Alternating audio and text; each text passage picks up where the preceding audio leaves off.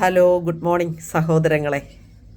പിന്നെ എനിക്കൊരു കാര്യം പറയണ്ടേ. ഇപ്പം ഞാനിങ്ങനെ ഇതിൽ ചെയ്യുന്നത്, ശരിക്കും ഇത് തുടങ്ങിയത്, ഇങ്ങനൊരു വീഡിയോ തുടങ്ങിയത് സാധാരണപ്പെട്ട എൻ്റെ പോലത്തെ ഒരു സാധാരണ വീട്ടമ്മമാർക്ക് ഉപകാരപ്രദമായ രീതിയിൽ അവരുണ്ടാക്കുന്ന ഉൽപ്പന്നങ്ങളൊക്കെ ഉണ്ടെങ്കിൽ ഇതിനകത്ത് കാണിക്കാം.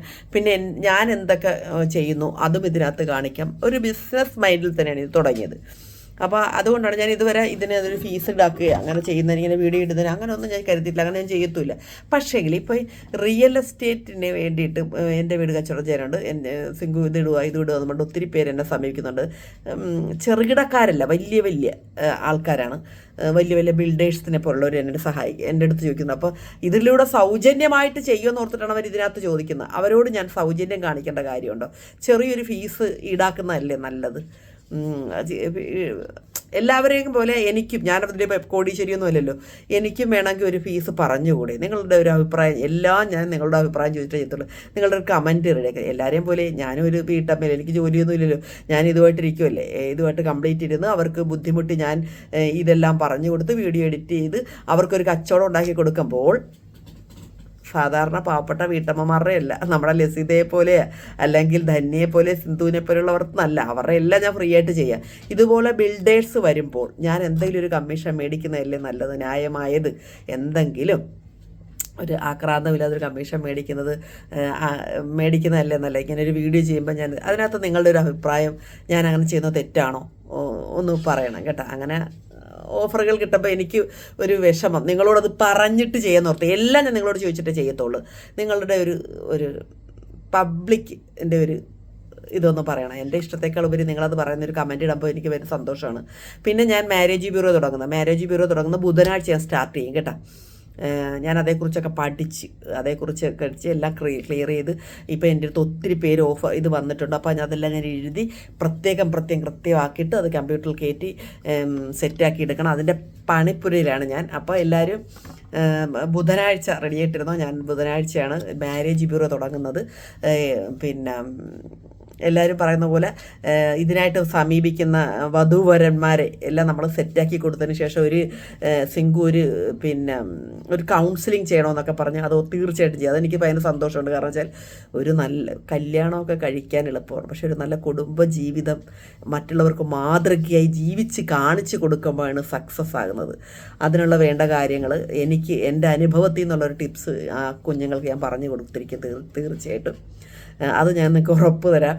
പിന്നെ ഈ പറഞ്ഞ കണക്ക് എല്ലാവരും കരുതിയിരുന്ന ബുധനാഴ്ച ഞാൻ സ്റ്റാർട്ട് ചെയ്യും കേട്ടോ. ബുധനാഴ്ച ഞാൻ അങ്ങനെ ഒരു വീഡിയോ ആയിട്ട് നിങ്ങളുടെ മുന്നിലെത്തുന്നതായിരിക്കും.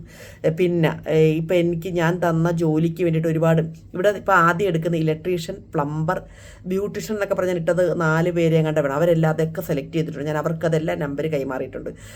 പ്രായം കുറഞ്ഞവരെയാണ് നോക്കുന്നത്. അപ്പോൾ ഒരുപാട് ഇച്ചിരി 35 വയസ്സിന് മേലുള്ളവർ വിളിക്കുമ്പോൾ അവരോട് എനിക്ക് എന്ത് പറയണമെന്ന് അറിയത്തില്ല, അവരെന്നോട് ക്ഷമിക്കണം. അതുപോലെ വീട്ടുജോലിക്ക് ബേബി സിറ്റർ അങ്ങനെയൊക്കെ വരുന്നവരൊക്കെ ഞാൻ അവർക്ക് നമ്പർ കൊടുത്തിട്ടുണ്ട് കുറച്ചൊരു. അപ്പോൾ അതനുസരിച്ച് അവർ വിളിച്ചോളും. പിന്നെ എനിക്ക് സപ്പോർട്ട് ചെയ്യാൻ പറ്റുന്ന കാര്യം മാത്രമേ എനിക്ക് സപ്പോർട്ട് ചെയ്യാൻ പറ്റത്തുള്ളൂ. ഞാൻ നിങ്ങളിലേക്ക് ഇങ്ങനത്തെ കാര്യം വരുമ്പോൾ ഇട്ട് തരും. അപ്പോൾ നിങ്ങൾ അത് എനിക്ക് അയച്ചോളുക. ഞാൻ എല്ലാം അത് ഫോർവേഡ് ചെയ്ത് കൊടുക്കുന്നുണ്ട്. അതുപോലെ ഇലക്ട്രീഷ്യൻ, പ്ലംബർ,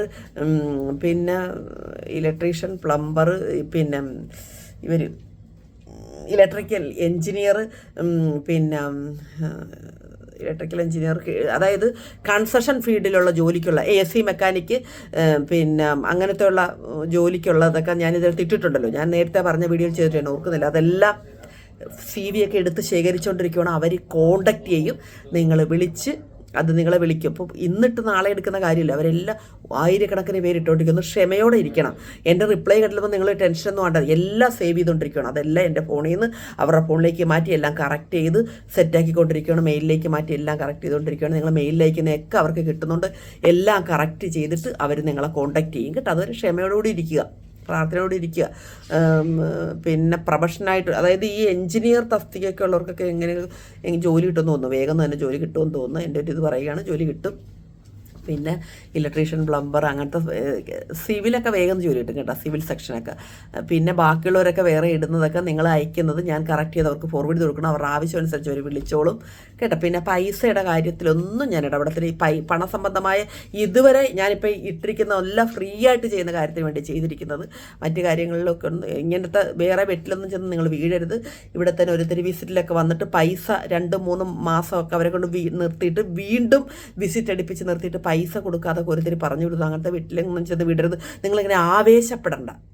നല്ല കറക്റ്റ് ജെനുവിനാണെന്നെങ്കിൽ മാത്രം നിങ്ങൾ ഒരിക്കലും കയറി വരാവുള്ളൂ, അല്ലാതെ കയറി വരരുതും. അതേ പറയത്തുള്ളൂ. ഇവിടെ വന്നു കഴിഞ്ഞാൽ നിങ്ങൾ വിഷമിക്കേണ്ടി വരരുതും. അതൊക്കെയാണ് എനിക്ക് പറയാനുള്ളത്, ഇന്ന് പറയാനുള്ളത് കേട്ടോ. അപ്പം ഓക്കെ. അപ്പം ഞാൻ ഈ ചോദിച്ചതിന് റിയൽ എസ്റ്റേറ്റ് നടത്താൻ വേണ്ടിയിട്ട് ഒരുപാട് പേര്, നല്ല ആളുകൾ പിന്നെ എനിക്ക് വീഡിയോ ചെയ്യുമോ സിങ്കു എന്ന് പറഞ്ഞിട്ട് ഒത്തിരി പേര് ചോദിക്കുന്നുണ്ട്. അപ്പോൾ ഞാൻ അവരിൽ നിന്നൊരു ഫീസ് ഈടാക്കുന്നതല്ലേ നല്ലത്. സാധാരണപ്പെട്ട സ്ത്രീകൾക്ക് ചെയ്യുന്നതിന് ഞാൻ, അതായത് ഒരു ആളുടെ ജീവിതമാർഗ്ഗത്തിന് വേണ്ടി ചെയ്യുന്നതിന് എനിക്കൊന്നും വേണ്ട, ഞാൻ അതിനകത്ത് ചെയ്തു തരാൻ തയ്യാറാണ് ഫ്രീ ആയിട്ട്. അതല്ലാത്തവർ വരുമ്പോൾ നമ്മളൊരു ഫീസ് മേടിക്കുന്നതല്ലേ നല്ലത്. അതിൻ്റെ കമ്മീഷനും ഫീസൊക്കെ മേടിക്കുന്നതിന് എന്താ കുഴപ്പം? ശരിയാണല്ലോ. നിങ്ങൾ ഒന്ന് എനിക്കൊരു മറുപടി ഇട്ടു. എനിക്ക് ഇന്ന് വരെ ഞാൻ ഇങ്ങനെയുള്ള കാര്യങ്ങളൊന്നും ചെയ്യാത്തതുകൊണ്ട്, പൈസ മേടിച്ചോണ്ട് ഞാൻ ആരുടെ ഇങ്ങനെയൊന്നും ചെയ്തിട്ടില്ലാത്തതുകൊണ്ട് എനിക്കൊരു വിഷമമുണ്ട്. നിങ്ങളതിനൊരു ആൻസർ തരണം കേട്ടോ.